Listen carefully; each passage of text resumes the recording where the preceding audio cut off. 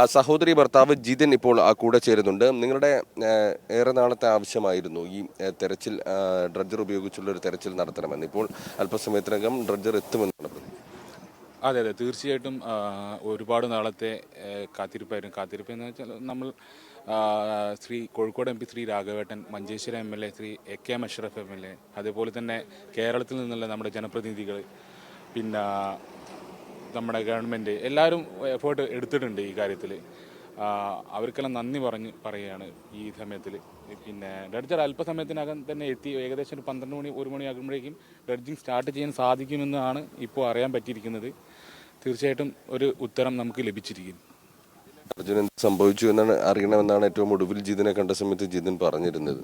അതെ അതെ തീർച്ചയായും. കാരണം അർജുൻ ഈ ലാൻഡ് സ്ലൈഡ് ഉണ്ടാകുമ്പോൾ ക്യാബിൻ ഉണ്ട് എന്ന് തന്നെയാണ് നമ്മൾ പ്രതീക്ഷിക്കുന്നത്. ആ ഒരു കാരണം കൊണ്ട് തന്നെ നമുക്ക് ചെയ്യേണ്ടത് ഈ ക്യാബിൻ്റെ അടുത്തേക്ക് എത്തുക എന്ന് തന്നെയാണ് ഈ നിലവിൽ നമുക്ക് ചെയ്യാനുള്ളത്. പ്രതീക്ഷയുണ്ട്. ലോറി കണ്ടെത്താൻ പറ്റും, അർജുനിലേക്ക് എത്താൻ പറ്റും, മറ്റ് 2 പേരേക്ക് എത്താൻ പറ്റും എന്നുള്ള പ്രതീക്ഷയുണ്ട്.